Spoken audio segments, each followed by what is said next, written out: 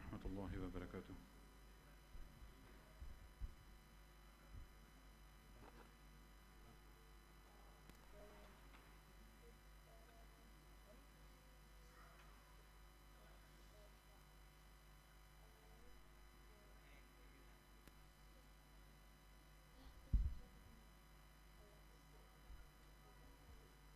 Starting in a minute, inshallah.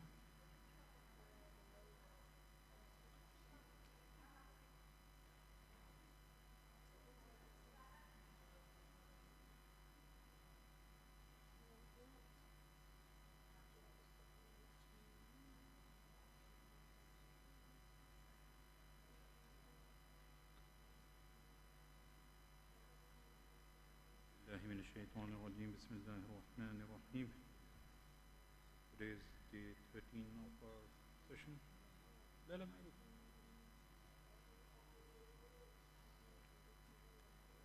We'll do a quick recap of what we have covered so far, inshallah, and then we will start. Can you all hear me properly? Started.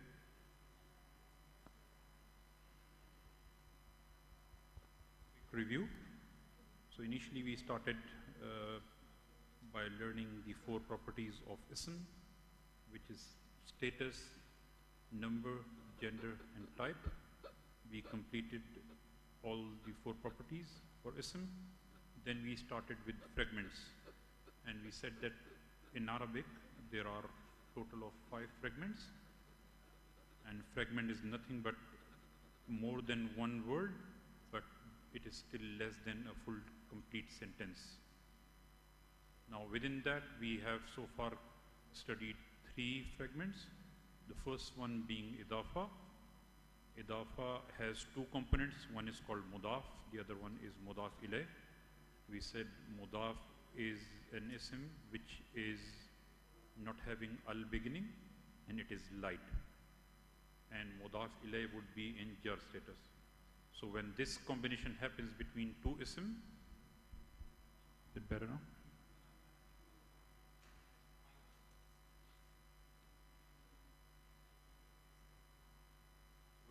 When this scenario happens, I thought you were asking me to fix my mic. Yeah. No. So when this scenario happens where the first ism is light without al, and the second ism is in jar status, that would build a fragment which is called idafa, and we said this fragment would help us to bring off in the meaning. So there is no word in Arabic to translate as of. So for example, if somebody has to say the Prophet of Allah, that actually meaning would come from idafa. So Rasulullahi, Rasulu is light and Allahi is in jar. So that gives us the meaning of the Prophet of Allah. Yes, sir. In idafa, if obviously the mudaf ilayh is in jar status, is that mudaf also is in jar status as well? Oh, 1 minute. Just give me 1 second. Let me just increase your volume because. Say something. Can you say something on the mic? Yep. Can you hear me? Okay. So if something is in mudaf ilayh, if something is the mudaf ilayh, Yep. It's going to be in jar status, but does that automatically make mudaf also in jar status? Not really. Okay. No. So let me cover that. I understand. Your question is, if mudaf ilayh is in jar, will it make mudaf also as jar? Is that what you're asking? So that's not the case, but I'll explain to you, inshallah. So that is idafa. Let me just go through this and then I will explain to you, I'll clarify your question as well. Then we have the second combination, which is jar majroor. So for this fragment, we said there, now we have to memorize few huruf, and we have huruf jar, which is ba, ta, kaf, lam, waw, min, fi, an, ala, hatta, ila. So if any of these huruf would come before the ism, they would make the next ism into jar status. So this is something which you will have to memorize. Then we have inna and its ism, and then what they do is that whenever these huruf would come or these asma would come, they are making the next ism also into jar status. And one of the most common example for this is the word inna itself. So inna means indeed. So if you would see the examples in Quran where ayat would say inna Allah. So inna is the huruf nasba, and it is making the word Allah into nasab status. Inna Allah, so indeed Allah. Now let's quickly go to the question which you were asking, Samir.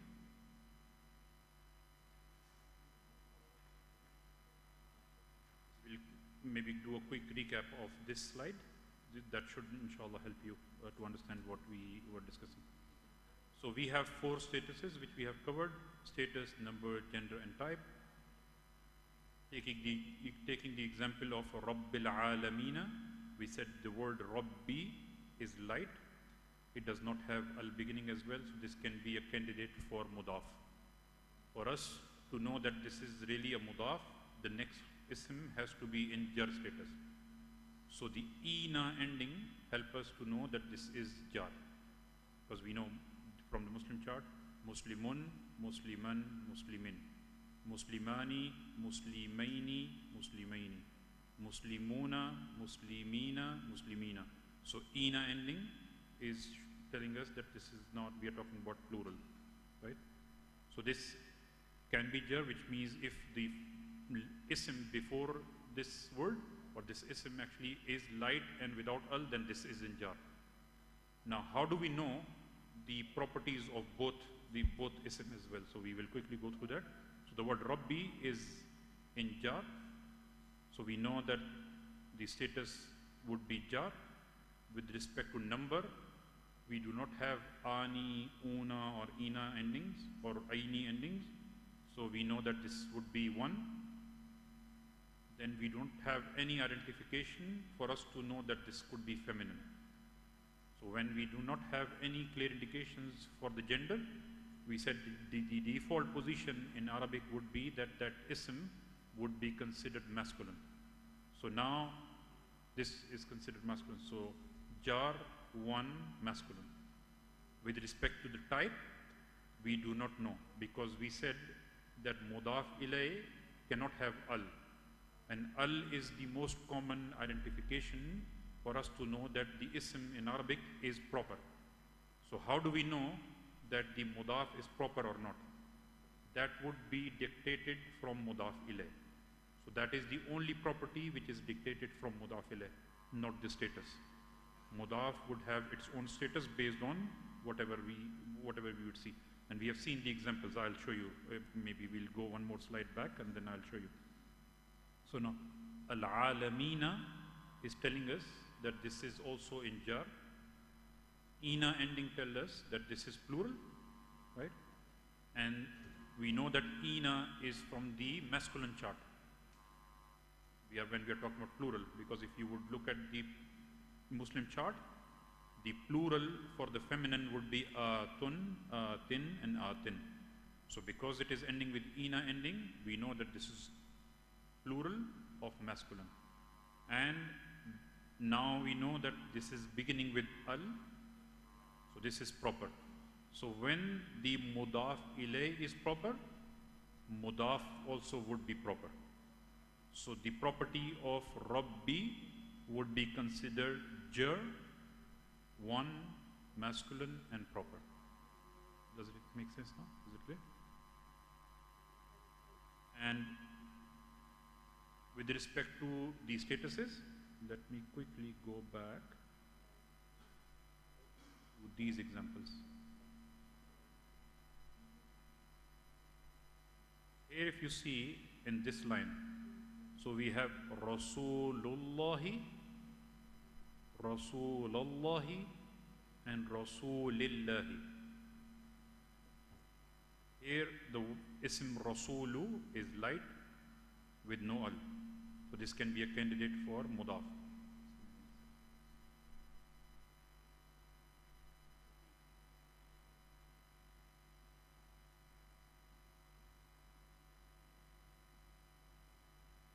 guys hear me properly? We know that the ism Rasulu is light with no al, so this can be a mudaf. Now for this, we need to be sure that this is mudaf, the next ism has to be in jar status. So though this is in rafa, the next ism, which is the word Allah, is in jar. So this means the Prophet of Allah. Why am I writing the, or why am I saying the in the meaning? Because the word Allah is proper. So the Prophet of Allah. So in mudaf ilayh, we would bring the meaning, and the meaning would also have of in it. Then the similar example, but now here the word Rasul is in nasab status. So here it is Rasulullahi, and this is also without, it's not heavy, and there is no al beginning, and the next ism is in jar. So the meaning for this also is the Prophet of Allah. And inshallah, if time permits, the content which we will cover today would help you to understand that what is the actual difference between all. Rasulullahi, Rasulallahi, or Rasulillahi. Is it clear now? Sorry. Any other questions? All good? Inshallah, then if it is clear, we will go to our topic for today. So in today's session, we will be covering pronouns. Now, when we were studying ism in our first session, let me quickly go back.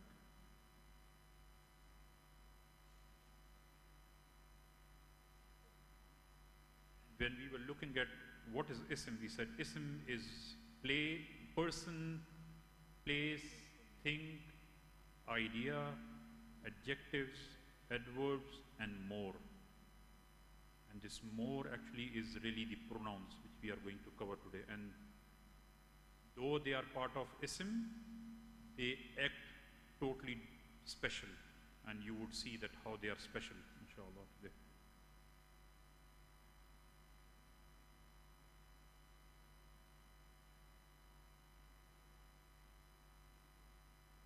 In English also we all use pronouns. So if I say that Brother Nazar has come from office and he has gone to masjid. Now in this sentence, when I'm using he, I am referring to Nazar. So the he pronoun is referring to Nazar. So in English also we use pronouns.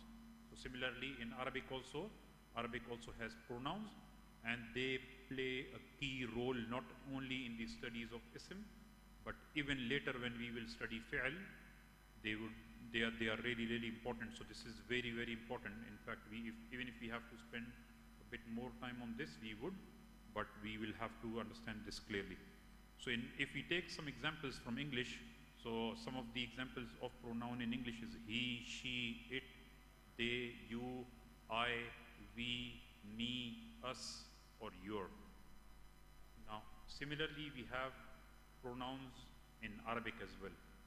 So pronouns are on page number 18 within your book. So if you want to review with me, you can open page number 18 of the book, inshallah. Now, we start from the beginning, similar to the huruf of jar or huruf nasiba. Pronouns are also different, and you will have to memorize. Okay. So the way this starts, huwa means he. Because they are ism, so they will also have the same properties. They would have status, they would have number, and they will also have gender. In fact, in English, we may not clearly distinguish between some of the pronouns when we are referring to gender. So let's say if I'm referring to a man or masculine person, right? You still use you, and for feminine also you would use you. Whereas in Arabic, it's not the case. So Arabic is very specific with respect to the pronouns. So for each pronoun or each possibility, we actually have a separate pronoun in Arabic.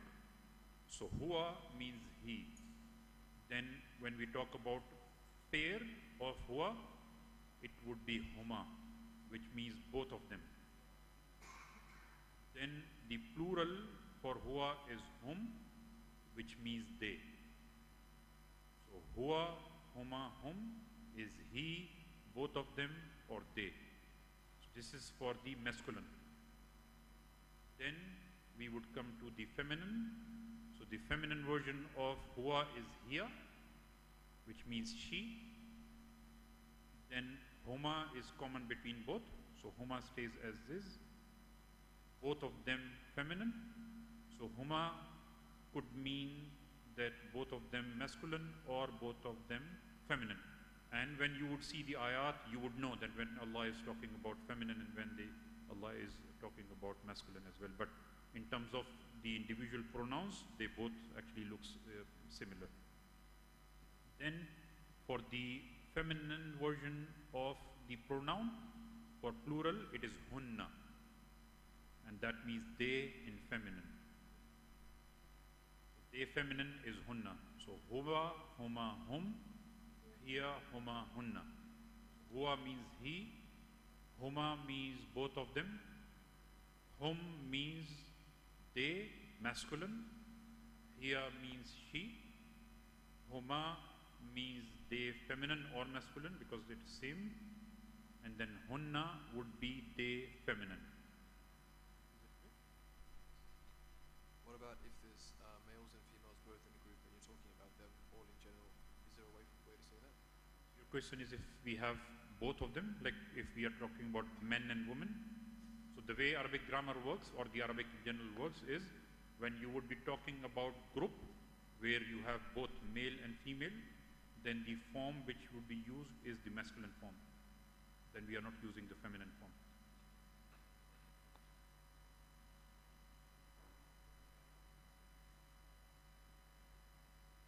We have anta. So anta means you. Antuma means both of you. Antum means all of you.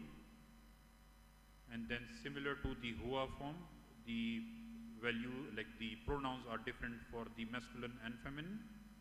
Similarly for the you version as well, pronouns are different for masculine and feminine. So now when you need to talk to you, but you are now talking to she, or you can, if you want to make it easy, you, she, right? Then the word used in Arabic is anti. So anti means you, feminine. Antuma is again similar to huma, is common between both.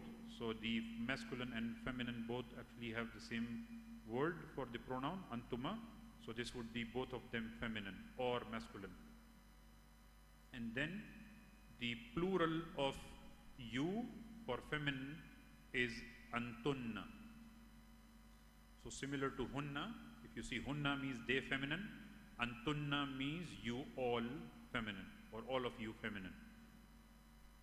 And then the second last is ana, which means I, and then nahnu, which means we.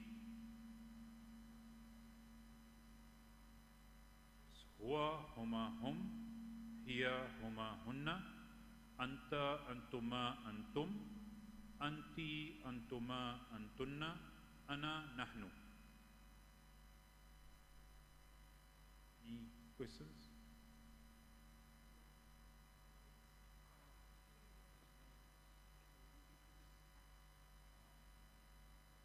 You can use antum or for both female and So plural. if an ayah in Quran is talking about the mixed gender, which means men and like women both, then the form of the pronoun would be used as masculine. And this is not only limited to pronoun, even whatever we would study later, it works in the same way in Quran as well, not only for pronouns. Whatever, let's say, is gender specific, if the ayah would be referring to mix both men and women, the forms will be used as masculine for that. So it's not only for pronoun. Any other questions? again, my request to you is to memorize this, because without this, there is a lot which you will not be able to understand in Quran as well. So I would repeat again all this: huwa, huma, hum, hiya, huma, hunna, anta, antuma, antum, anti, antuma, antunna, ana, nahnu. Can we go next? So now, in terms of grouping, so we know that in English as well, pronouns can be classified into three main categories: first person, second person, and third person. So the way this works is, whatever is closer, the most closer, pronoun that is considered as first person. So for example, if I'm talking about myself, so this is closest to me, and we as well, so we as a group, so that is considered as first person. Then when I'm talking to you, so you still are not as close to I, but you are somewhere, you are front of me. So I'm speaking with you. So that group, which is anta, antuma, antum, anti, antuma, antunna, is considered second person.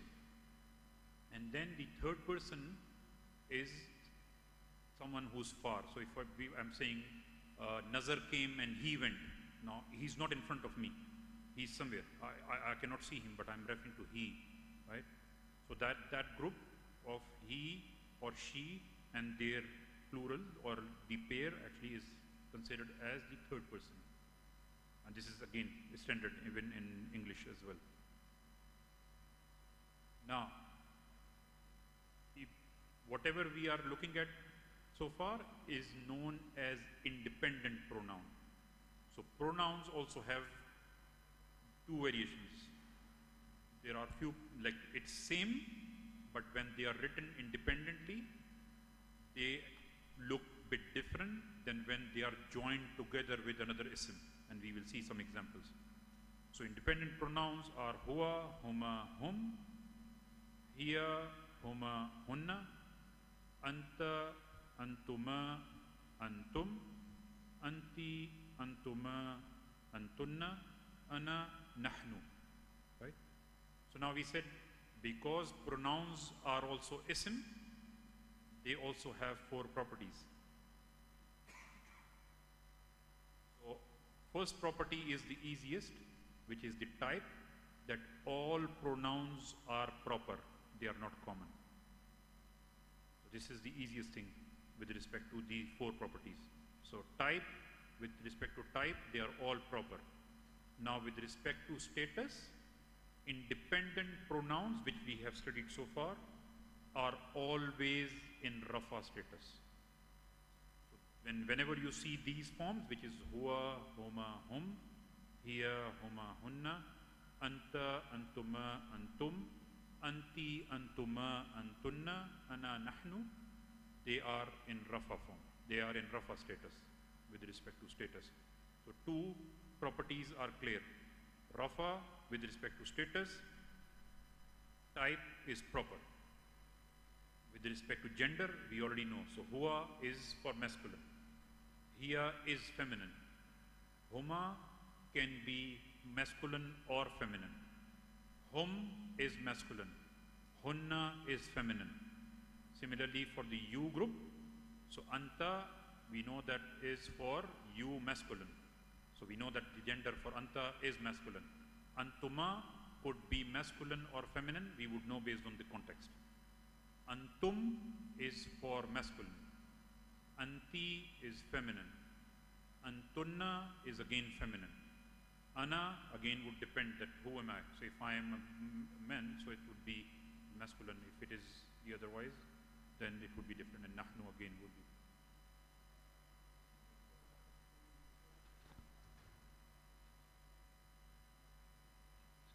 This word rafa status is always, but I see the Arab as nasab. So this was one thing which I mentioned earlier.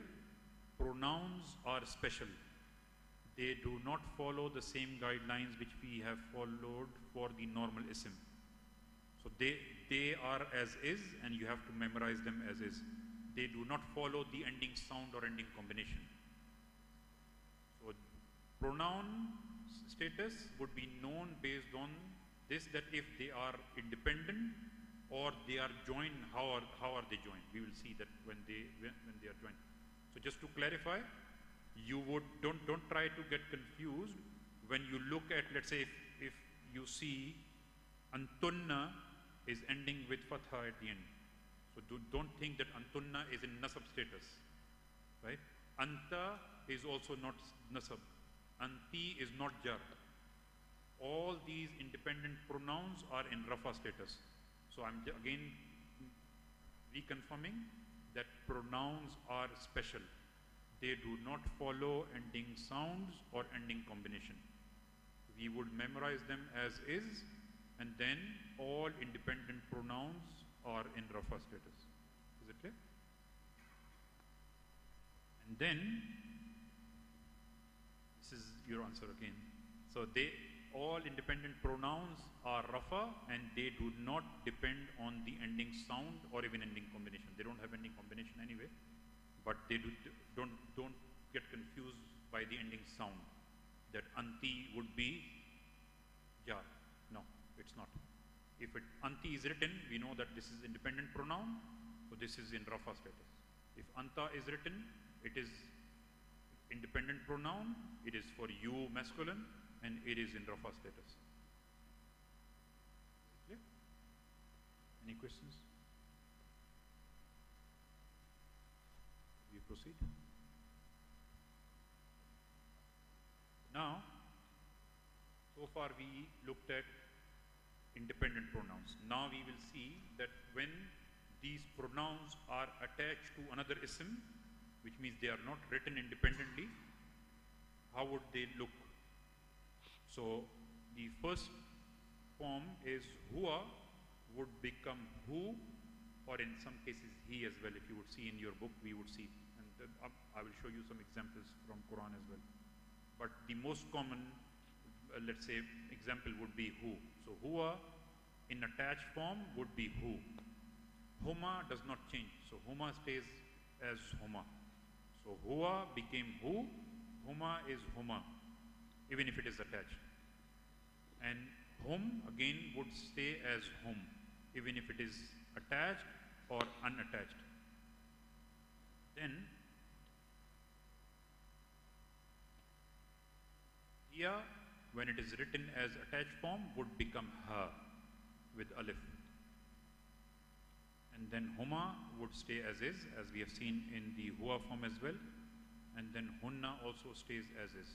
So if you see so far in the first two lines, only the huwa has changed and hiya has changed. Rest all stays as is.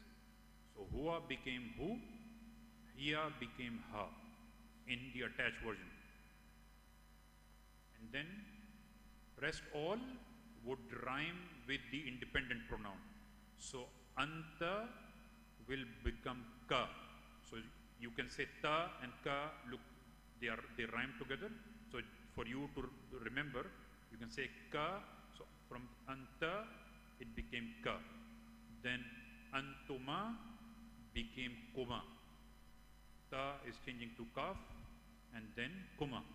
So anta became ka, antuma will be kuma, antum would be kum, anti will be ki, and antuma would be kuma again, antunna will become kunna, and ana actually has two options. So ni when it comes in nasab status, and yi or ya in jar status. And then nahnu will become na with alif.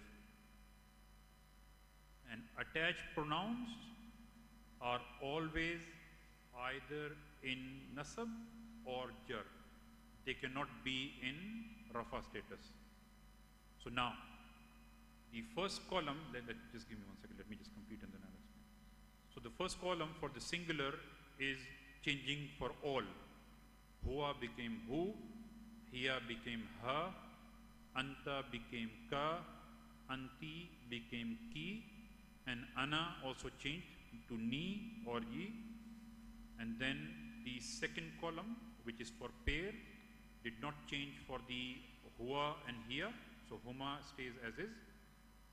From anta onwards, all the pronouns are changing. If you see, anta became ka, antuma became kuma, antum became kum, anti is ki, antuma is kuma, antunna is kunna, and then ana we have already seen, and nahnu also changed to na with alif.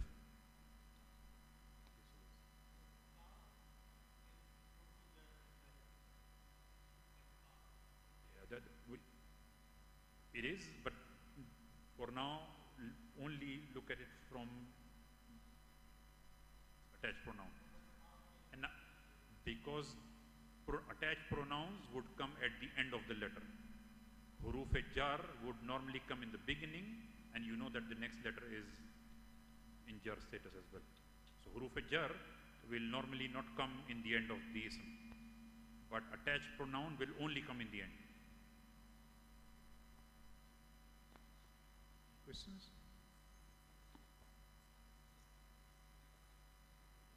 Where do they attach these pronouns?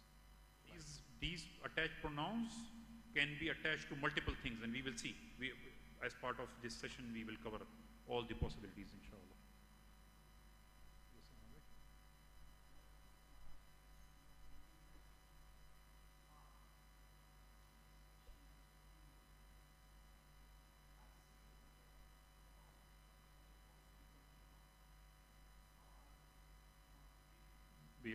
We are going to cover that, inshallah. So far, whatever we have covered, is it clear? All good?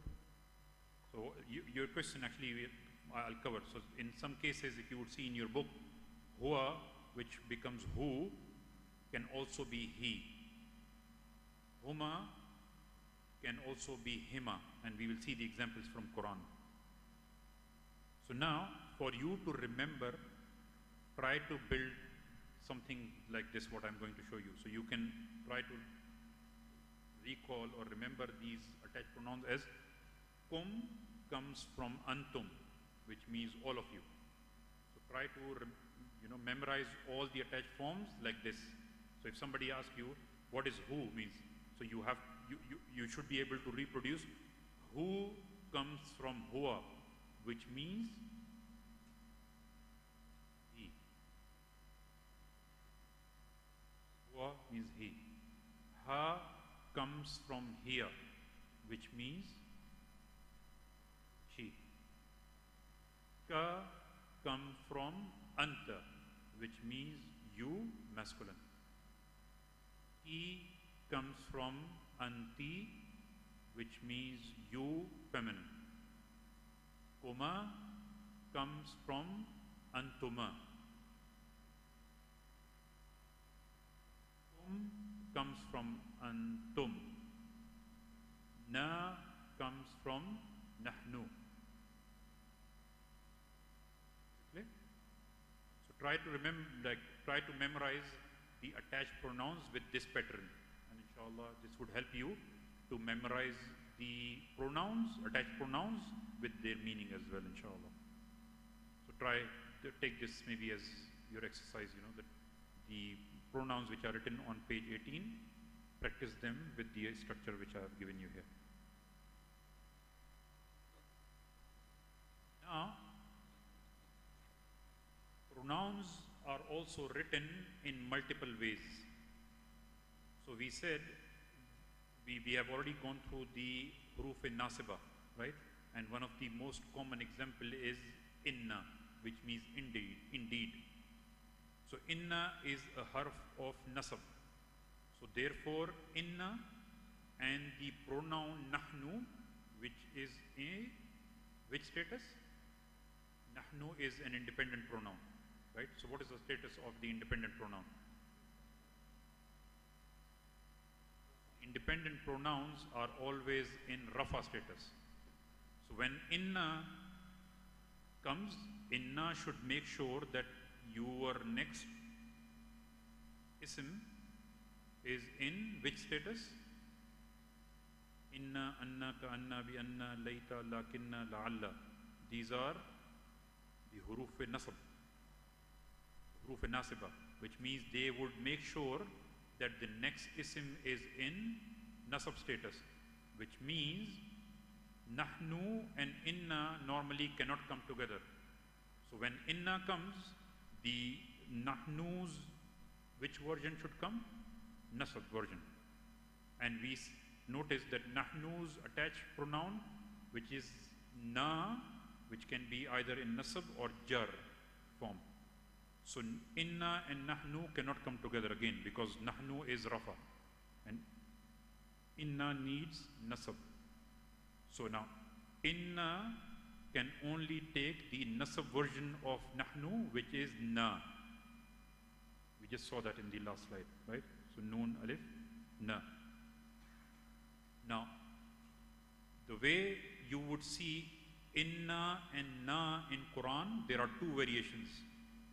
So if you see individually, it's inna and na.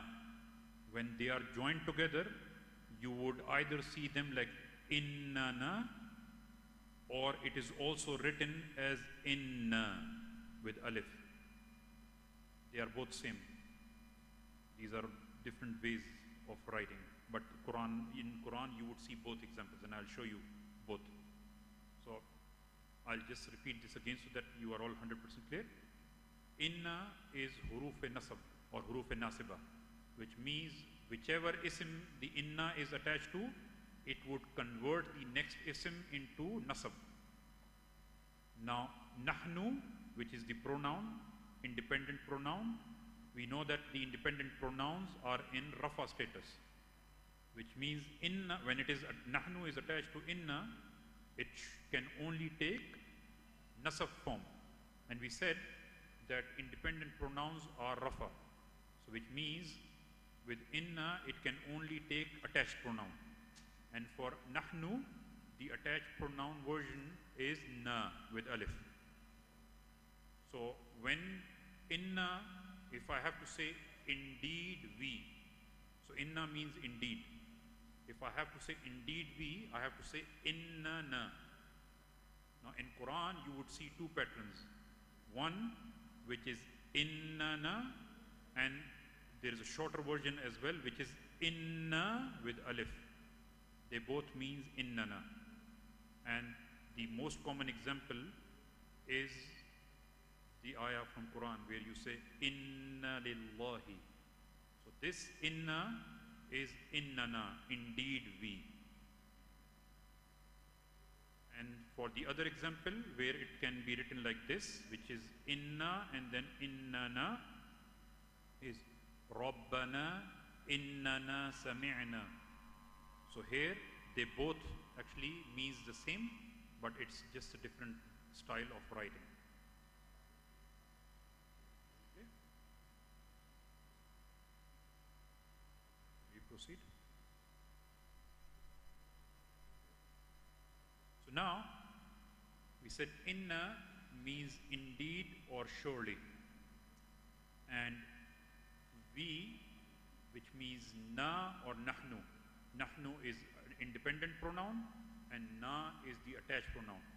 So this is something which is not related to or directly related to the learning, but for us to reflect on one of the ayah in Quran where Allah has repeated this, multiple times. So inna again means surely or indeed, or in Urdu people would say it beshak, no doubt. Right?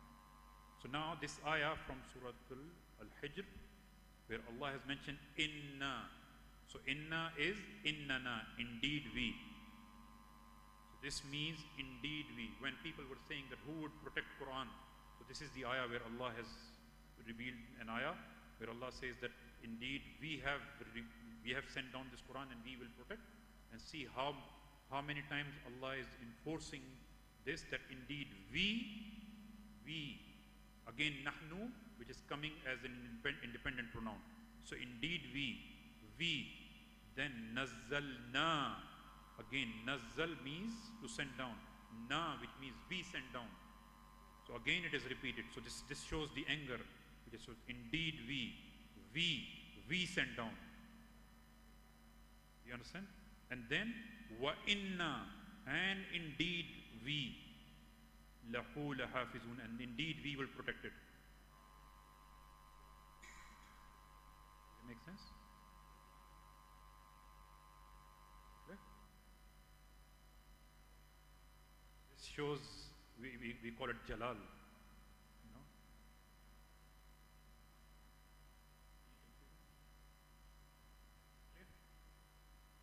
Can we proceed?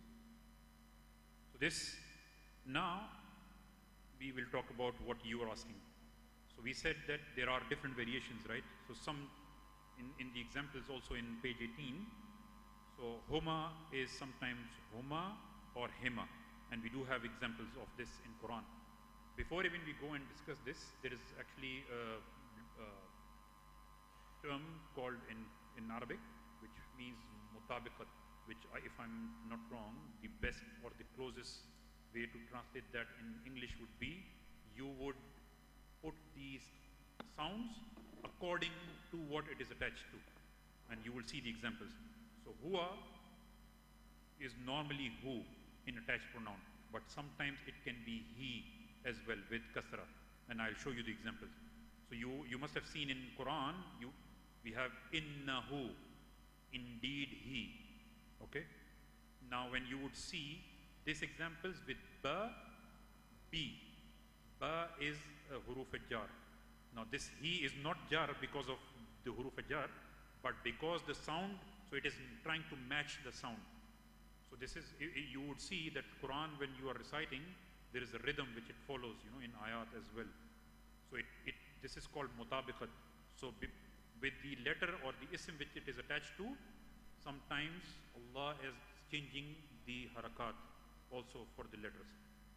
So you would never see biha or bihu. In Quran you would always see bihi. With inna it would be innahu. You would not see innahi. So this is one example. Similarly, in case of huma, you will see that the page 18 says huma or hima. So you must have seen in Quran rabbuhuma, and on the other hand, if I'm not wrong, this is from Surah Kahf, dunihima. So here the noon has kasra, so it is taking according the next huma is taking the harka according to the first letter which it is attached to. Again, don't take extra stress. You are not creating the ayat. You are trying to, we are doing this so that when you see the ayah, you are not getting confused. You should be able to understand. What we are doing is, we are helping you so that you can recognize that this is an attached pronoun or this is an independent pronoun. So this is the complete ayah, or not this, the further ayah. Then hum also can be him. So you must have seen in Quran innahum. You will never see inna him in Quran. On the other hand, you would see bihim, not bihum in Quran. And then the other variation is for hunna. So hunna can be hunna or hinna as well. So now you must have seen in Quran when Allah is talking about the wives, so azwajuhunna. So here the form is with hunna, whereas fihinna. So here, because of the mutabiqat, here it is hinna with kathra. Again, don't take this as an extra stress. This is only for you to recognize that both hu or he is possible, both huma and hima are possible, both hum and him are possible, and both hunna and hinna are there in Quran. These are all the examples from Quran.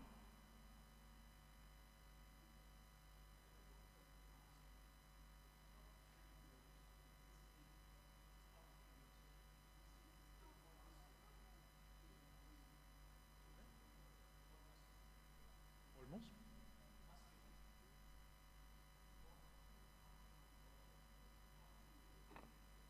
It would totally depend.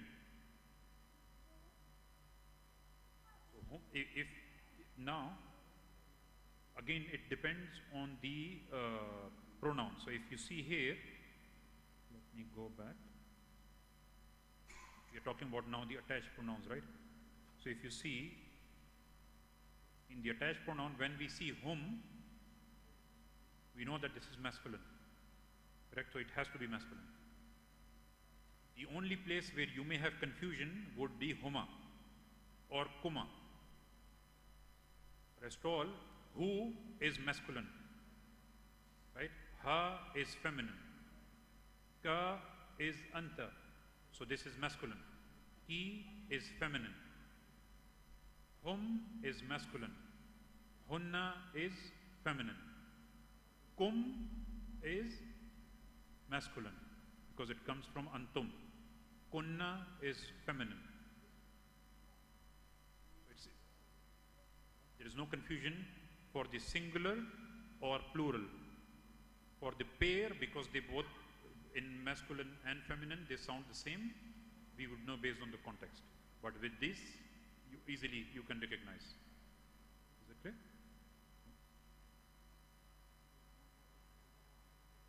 Now, are we okay to proceed? Any questions? So now, we said anta would in attached form would be ka. So, you will see bika, right? It will not become biki.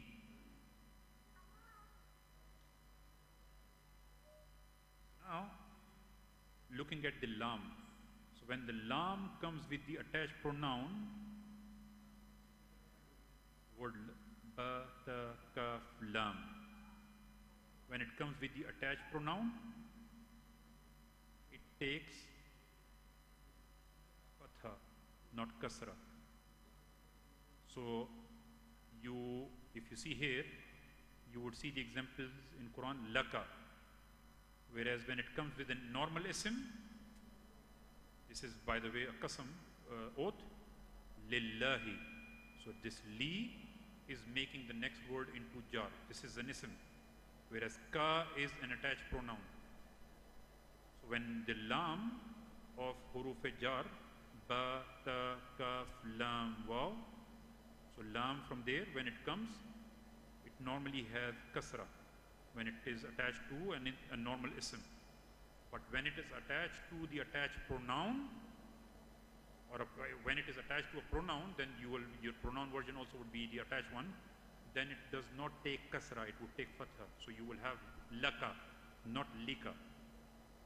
Similarly, if you're thinking that now who is the attached pronoun, so can this be okay? Lihu? This is wrong. You would not see this example in Quran, so this would be wrong. In fact, you must have seen in Quran lahu, not lihu.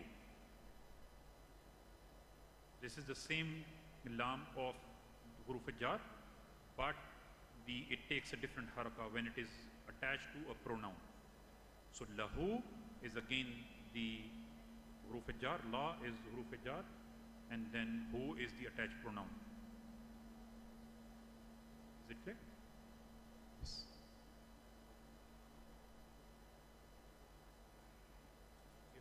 Then can you give him the mic because I cannot hear him, sorry. Okay. Sorry. So, for example, you know, in some cases where like the huma in both the independent and the attached, they look the same. So then, what status would it be in this case? When it is written independently, it is not attached to any ism at all. When it is attached, then you would consider that it is an attached. Yeah, it's very simple. Okay, if there are no questions, let's quickly go through that. Now, these are some of the examples which you would see for the attached pronouns. So, Rabbu is the ism. Ka is anta. Attached pronoun of ka. Anta became ka. Your Rabb. So, the Rabb of your Rabb. Right? So, we'll just do some examples. Fihi, again, ha is the he is the huwa form, but because it is attached with fi, it took kasra, not the dhamma, which is normally the case case for the attached pronoun. So huwa becomes hu when it is attached, but when it is attached with fi, it would take kasra. Fi kum. So here kum is the attached pronoun of antum. Antum means all of you. Qawmi. So this is the ya is the attached pronoun of ana. My qawm or my nation. Qawmi, my nation.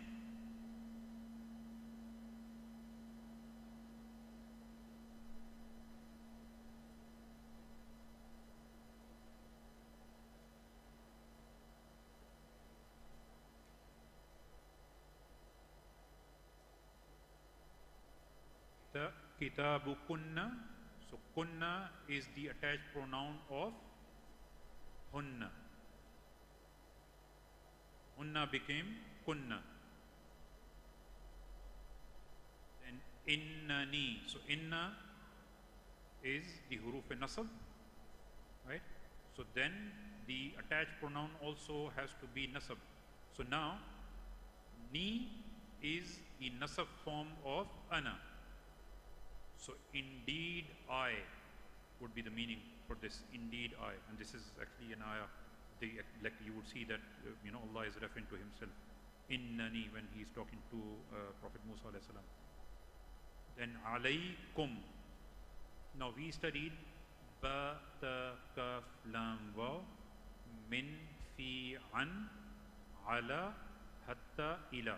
So we also said that when ala and ila are attached to something, another letter, or in this case a pronoun, they would be converted into alay. And this is the example. So alay is ala. So ala became alay, and then kum comes from antum. Alaykum. Okay. Then istaghfarhu. So who comes from huwa. Wa'dakum. So kum comes from antum. Akhrajahuma. Huma is huma, which we have seen. So this is now which version? You need to answer. This is attached or independent? Attached. This is attached. Yu'allimuna. So na is nahnu. Nahnu became na. Na ending. Is it clear now? All the pronouns are coming at the end. Alqiha. Ha is the attached pronoun of hiya. So this is from the ayah where Allah asked Musa alayhi salam to pick his asa, and the asa is stick, and it is feminine. That's why it has to be hiya. And when it became into attached pronoun, it became ha.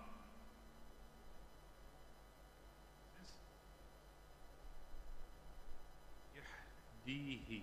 So then huwa became he at the end. This is the attached pronoun. Fihinna is from hunna.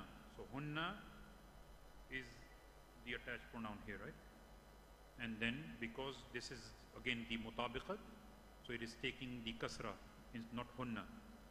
And then the last ayah is also one of the most famous ayah between husband and wife, where Allah is talking about hunna libasul lakum. So hunna is independent pronoun, libasun is an ism, la is again the lam which has fatha, kum comes from antum, then wa antum is the independent pronoun. So here, and then lahunna again, hunna is the pronoun for feminine. Is it clear?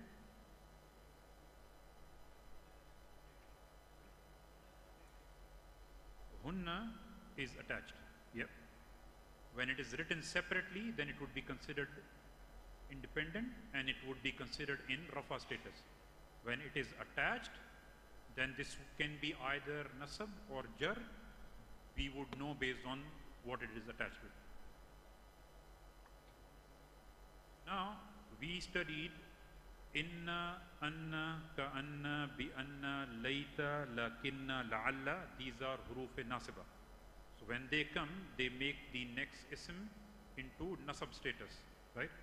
So now let's see the attached pronouns. So innahu, inna made the attached pronoun of huwa into hu. So this hu is in nasab status. Annahu, again anna is huruf nasiba. Here also hu is in which status? Nasab. Ka'annahu, ka'anna is also part of the huruf nasiba. So here also it is nasab. So all the attached pronouns which we are seeing here, they are all nasab, and we know without any doubt they are in nasab because they are all attached to huruf nasiba. Inna, anna, ka'anna, bi'anna, layta, lakinna, la'alla. So these are huruf nasiba. Yes. If you go back one slide. Sorry? If you go back one slide. Yeah. In the example of kitabu kunna and also yu'allimuna, yu'allimuna. No, not that one. Sorry. It's kitabu hunna. Kitabu kunna, yeah. Kitabu ends with rafa. Rafa. Kitabu is an ism. We will study a bit more. But kitabu is an ism, and then the pronoun is attached to the ism. When because you have asked this question, let me clarify. So whenever a pronoun is attached to an ism, it will form idafa. So the translation of this would be the book of, what is kunna? You all for female. Kunna. All of you for female. All of you. All of you, female. So the book of all of you, but for female. We will study this. He just asked, so I'm glad. We studied it. I thought we studied it, but I went over So it is a, so it can, the attached pronouns can be attached to ism, they can be attached to the letters which we have, the huruf which we have studied, they can be attached to anything. So we will see the examples of all, and that's what I was coming to, that we will be, in this example, they are attached to huruf nasiba. So in here, innahu is the example of inna and ismu inna.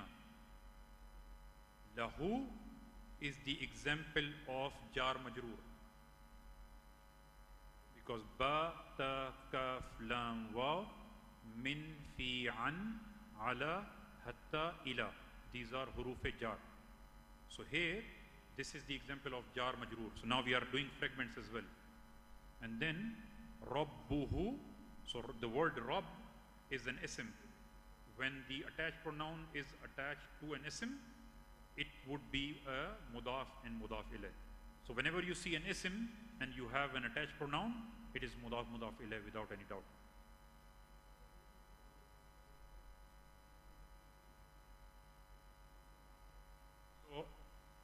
So far we studied three fragments. We studied huruf jar, we studied huruf nasiba and their asma, and then we studied idafa, which means mudaf ilayh. So the first example is the huruf nasiba. So inna, anna, ka'anna, bi'anna, layta, lakinna, la'alla are huruf nasiba.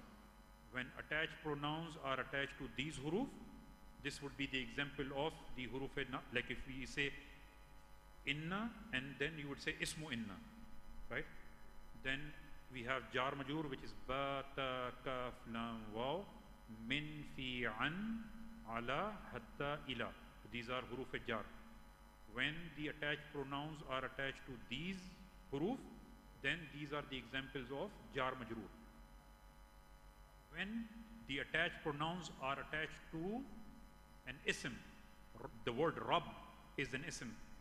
When the attached pronoun is attached to an ism, it forms mudaf ilayh, which is the idafa, which means the transition here would be or to make it very simple, Rabb of his, or his Rabb, or his Lord.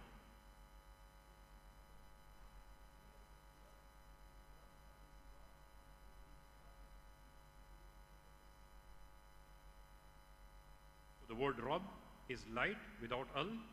This is mudaf. And who is the attached pronoun? And attached pronoun can be in nasab or jar.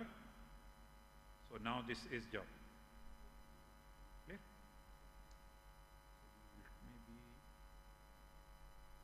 I think we will keep it up to here because this is something, or in fact we have 5 minutes before Adhan. Let's quickly go through this and inshallah we will conclude. So now, taking the same example of Rasulullahi, Rasulallahi or Rasulillahi, we have the similar example here. So we have masjid. The word masjid is an ism, right, which is the place, the masjid itself where we pray.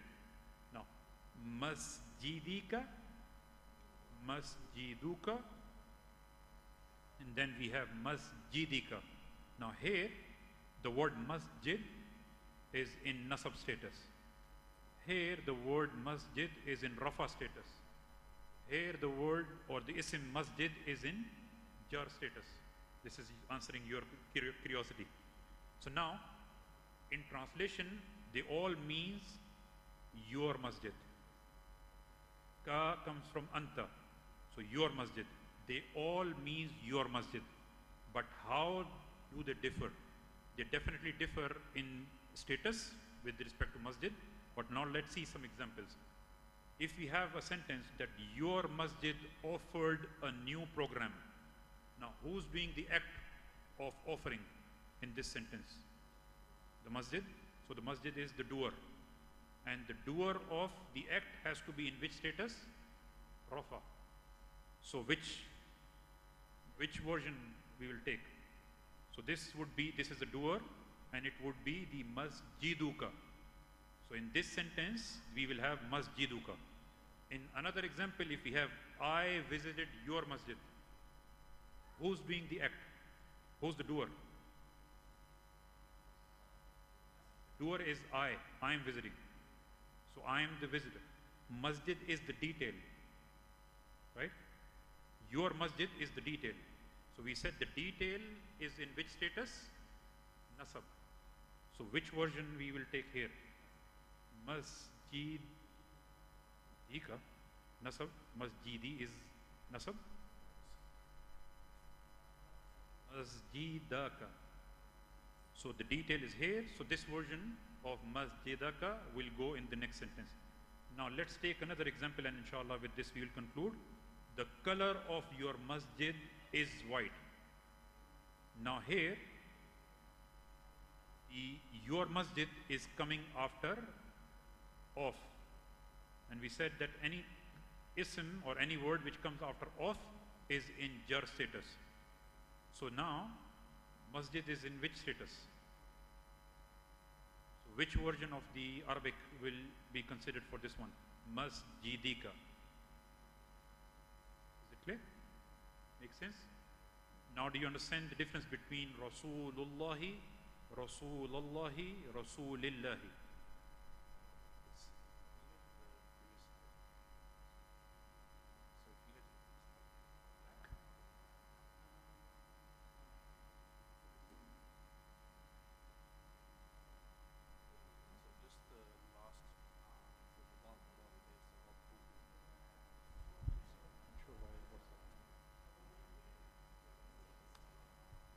So for mudaf ilayh, so rabbuhu, what do you call, you know how you said the pronoun will be in jar status, right? However, the who is in a nasab status, right? Or because it can come in who or he, so we said that okay, we have 1 minute for Adhan. Just give me 1 second, we are finishing. So independent pronouns are always in rafa status. Attached pronouns can be nasab or jar both. When a pronoun is attached to an ism, it is jar. That's why this is the example of mudaf ilayh. So the first word is light, with next word being jar, and that's why maybe we can discuss it tomorrow if you don't mind. Can we discuss after salah because it's time for Adhan? Yeah, I'll explain to you one by one, inshallah. Jazakallahu khairan. Assalamu alaikum wa rahmatullahi wa barakatuh. See you tomorrow, inshallah.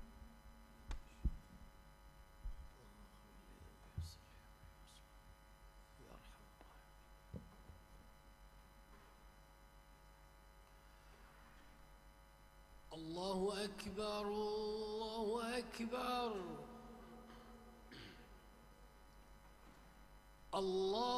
الله أكبر